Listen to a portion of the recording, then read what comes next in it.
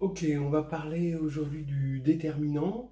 On va essayer d'en parler assez rapidement. On ne peut pas tout dire sur le déterminant. On en a besoin pour le prochain chapitre, la réduction. Quand même, on ne peut pas non plus passer à côté de toute l'envergure du déterminant. Au départ, le déterminant est un objet d'algèbre linéaire. On veut savoir s'il y a un système de n vecteurs en dimension n est un système libre, c'est-à-dire est une base, puisqu'on a un vecteur en dimension n, ou pas. Voilà, c'est ça qui détermine au départ. On a vu par exemple que on avait une dualité entre équations cartésiennes et équations paramétriques. Les équations paramétriques fournissent des vecteurs d'un sous-espace vectoriel, et les équations cartésiennes permettent de vérifier, d'accord, si un vecteur appartient bien à un sous-espace. Là, ça va être pareil. Des relations de dépendance entre des vecteurs, ça vous pouvez en construire autant que vous voulez. En revanche, vérifier, d'accord, que des vecteurs sont liés, une famille de vecteurs est liée, ça c'est plus difficile. Voilà, donc on va construire un outil qui nous dit si oui ou non c'est lié ou pas. Alors attention, hein, c'est n vecteurs dans un espace de dimension n. Voilà, donc ça c'est la première chose. Alors, important, euh, petit à petit, le déterminant va sortir du cadre, dans l'histoire des mathématiques, de l'algèbre linéaire. Hein. Donc là, pour l'instant, et pareil en agrègue, hein, pareil pour l'agrègue, et ça, faut avoir une petite idée de toute l'envergure qu'a la théorie. D'abord, au départ, ça part de, ah oui, on veut savoir si une famille est une base ou pas.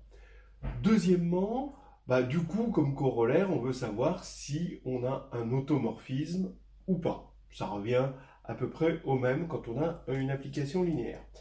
Plus finement, on veut connaître le rang. On peut connaître le rang d'un système. Oui, avec la notion de mineur. Donc, le fait de savoir si c'est une base ou pas, c'est de savoir si le rang c'est n, le rang du système est n, ou si le rang du système est strictement inférieur à n. Mais on peut même être plus fin avec la notion de mineur et savoir quel est le rang du système. Ensuite, le déterminant, c'est ce qu'on appelle un invariant de similitude. Donc, un invariant de similitude, ça veut dire que quand on prend deux matrices semblables, alors le déterminant est le même. Donc ça, c'est une chose importante. Ensuite, mieux, hein, on va déformer le déterminant, on va en obtenir une déformation à un paramètre. Alors ce paramètre, ça va être une indéterminée grand X, et on va obtenir ce qu'on appelle le polynôme caractéristique d'une matrice, qui est juste une déformation à un paramètre du déterminant de cette matrice. Et là, miracle, on va obtenir plein d'invariants de similitude, comme la trace, évidemment le déterminant, et d'autres invariants de similitude. Ça, et en fait, donc on peut montrer que grâce à eux, on peut les obtenir tous les polynômes invariants de similitude. Donc, avec ce polynôme caractéristique, on va pouvoir ouvrir une brèche dans la théorie de la réduction. Il ne va pas tout faire, ce polynôme caractéristique, dans la réduction, mais il va déblayer le gros du problème. D'accord ? Ensuite, on a les systèmes linéaires. Les systèmes linéaires, eh ben, ça va se faire, encore une fois, avec le déterminant. Maintenant, mieux que ça, des équations de droite, des équations de sous-espace peuvent se faire avec le déterminant. Quand on a des sous-espaces avec contrainte, cette contrainte va être exprimée par une contrainte linéaire, et cette contrainte linéaire va très bien se dire avec le déterminant. Donc on peut obtenir des équations cartésiennes, puisque c'est ça au départ, hein, le déterminant, c'est un truc qui génère finalement plein d'équations cartésiennes, on obtient des équations cartésiennes de droite, de plan, de sous-espace en général. Ensuite, et bien d'accord, tout ça, c'est de l'algèbre linéaire. Oui, mais c'est aussi de l'algèbre euclidienne. Parce que on peut dire aussi, avec ces contraintes, des équations de cercle. On peut aussi exprimer des distances d'un vecteur à un sous-espace dans un espace euclidien. Donc, au bout d'un moment, on se rend compte qu'il fait pas mal de choses. Ça coûte presque rien et avec ça, on lave le sol, la vaisselle, les carreaux et même l'élénage. On va me dire d'accord, ça reste quand même dans un espace, oui. Chez les polynômes, il y a le résultant qui est encore aussi, donc quelque chose qui va déterminer si deux polynômes sont premiers entre eux. Et ben, ça, c'est hyper important chez les polynômes, et plus généralement, en arithmétique, le résultant est un objet important. Alors, après, ben oui, en géométrie, on vient d'en parler, puisque ça vient du linéaire, mais il y a aussi les formes volumes. Donc, calculer un volume, c'est encore le déterminant. Et vous allez me dire, tout ça, ça reste de l'algèbre géométrie, et l'analyse, ben oui, l'analyse, avec le calcul différentiel, on bascule vers le linéaire à partir de l'analyse, et on tombe sur des notions comme le jacobien d'un difféomorphisme, le vronskien, etc. Des objets qui sont utiles en analyse. Alors, finalement, bon, c'est un objet, hein, et encore là, je parle que du domaine de la grecque. Il faut bien voir qu'à un moment, au XIXe siècle, tout ce qu'on disait, on essayait de le dire avec des déterminants, on s'est mis à tout redire avec des déterminants, et on s'est aperçu de l'envergure du déterminant dans les mathématiques. Il plaisait à tout le monde, autant aux gens qui plutôt praticiens, calculatoires, et aussi aux théoriciens, parce que c'est aussi un très bel objet théorique. Et presque, si quelqu'un devait écrire un article sans qu'il y ait de déterminant, il était presque considéré comme suspect. Là,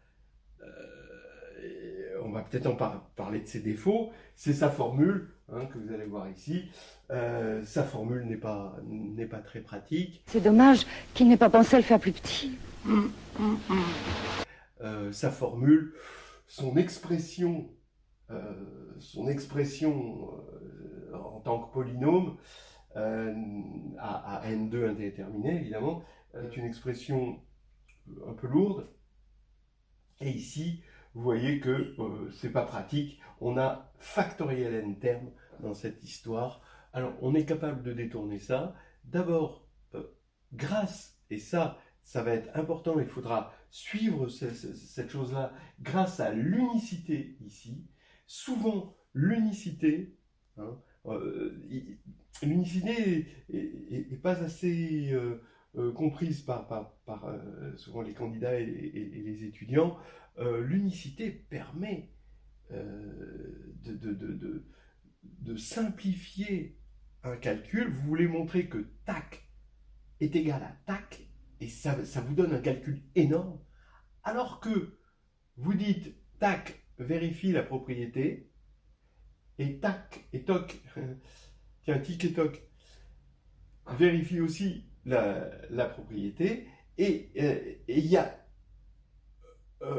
une unique fonction qui vérifie ces propriétés, donc ils sont égaux. Et ça vous détourne des calculs énormes, des montagnes de calculs. Voilà. Donc ça, c'est important. Donc on détourne souvent par l'unicité. Il vaut mieux ce mot unique-là que cette expression-là, très très souvent. Ça, pensez-y bien. Ensuite, autre chose, avec des algorithmes de style LU, la décomposition LU, ou la décomposition LU modulo permutation, permet aussi de calculer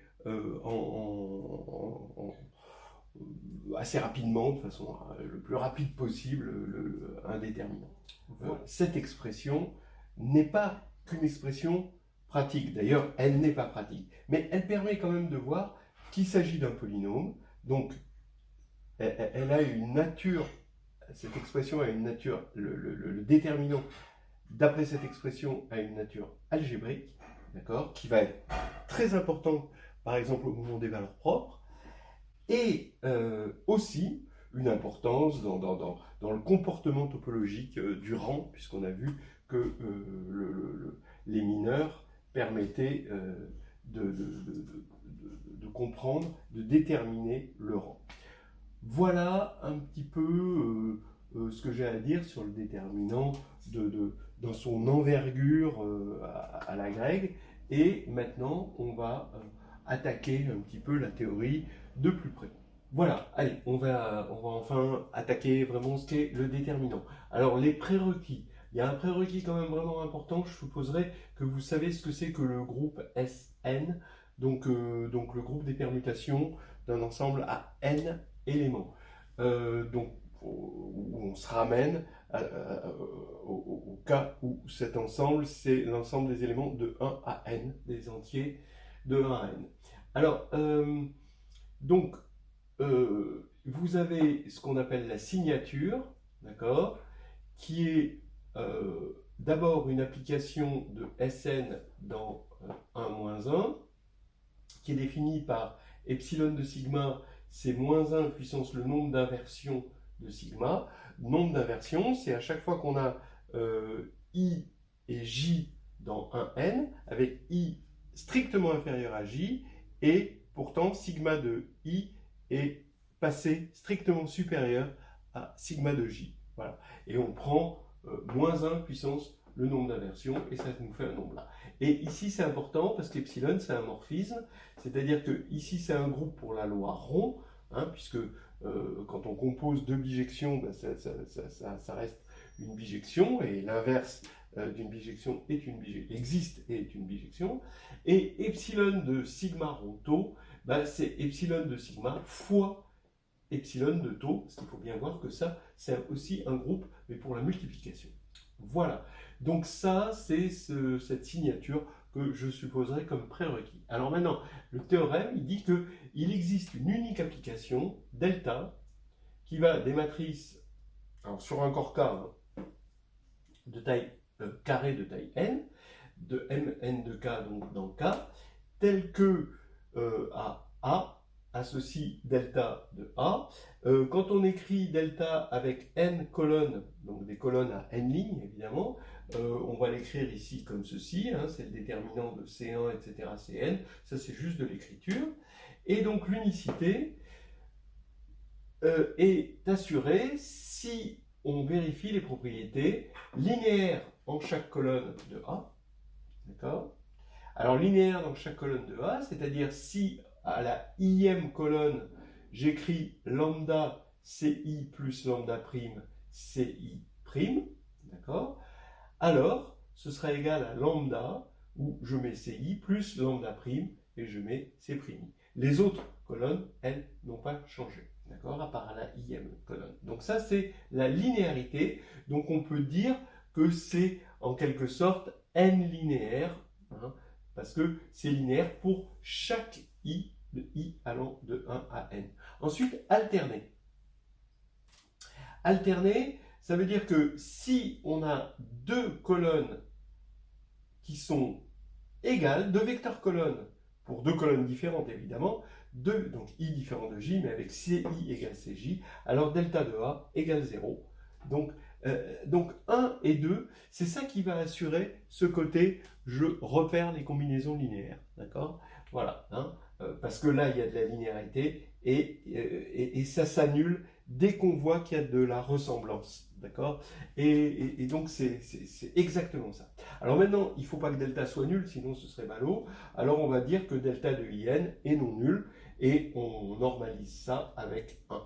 In, c'est la matrice identité. De plus, si A, alors maintenant, il y a l'expression, d'accord ? Donc on a l'unicité, c'est surtout ça qui va nous servir. Maintenant, l'expression de delta, alors delta de A, c'est la somme, regardez, hein, on fait varier sigma dans Sn, d'accord ? on écrit ici la signature de sigma, que j'ai mis en prérequis, et là, je fais le produit A de sigma de 1, 1.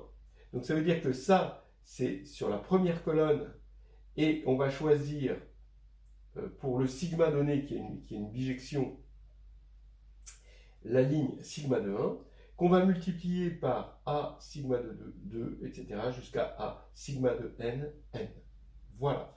Donc, ça nous fait une expression, et comme le cardinal de Sn est factoriel n, vous voyez qu'il y a quand même factoriel n terme là-dedans. C'est pas une expression très très raisonnable comme ça, et il faut travailler un petit peu plus pour savoir dans la pratique combien vaut ce déterminant. Ça, c'est son petit défaut, faut reconnaître. Il fait tout, mais il est un peu, il est un peu lourd.